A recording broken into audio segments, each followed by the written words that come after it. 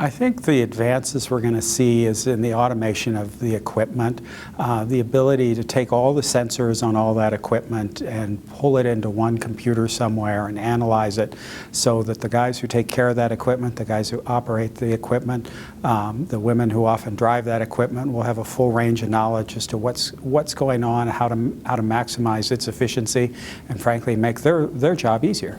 The US is a great place to develop carbon capture and storage technology. We have a lot of plants, we have a tremendous infrastructure in terms of the engineering base, we have a very educated workforce. We actually have the geology and geography that will enable, first of all, captured carbon to be used in enhanced oil recovery, and secondly to actually sequester it for forever. So the US is the place to develop this technology.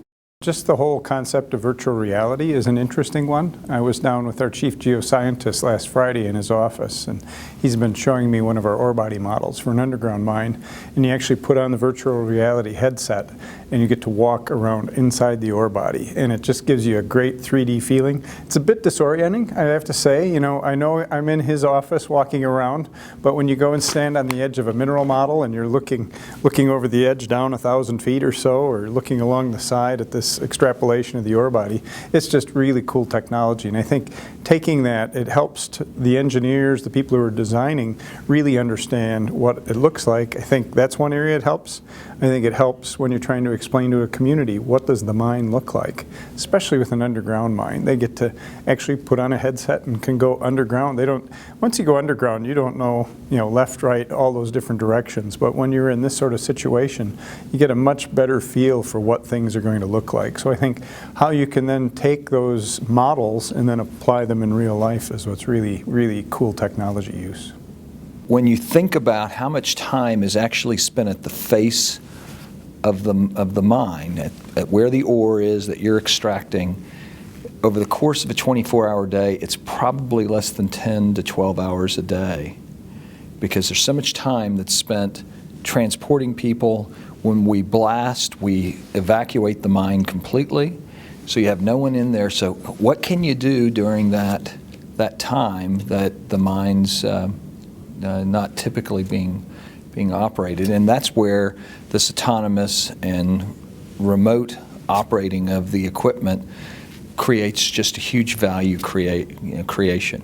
That's in the short term. Over the long term, it's going to be the battery technology, and it's going to be the rock cutting, getting away from the drill and blast and the batch processing, where you're going to more of a rock factory, where you're cutting the rock and you're continuously moving the rock, so you never have that shutdown.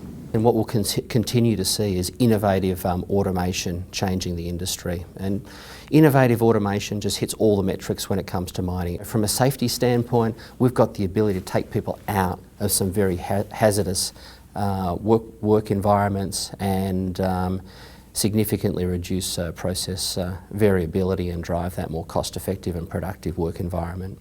Technology is advancing. The mining industry is looking at adaptive technology that's already in modern society, where you've already starting to hear about driverless cars. So you're looking at driverless mining equipment. But mining has a tougher challenge because it has to be incredibly reliable. This equipment is huge, powerful.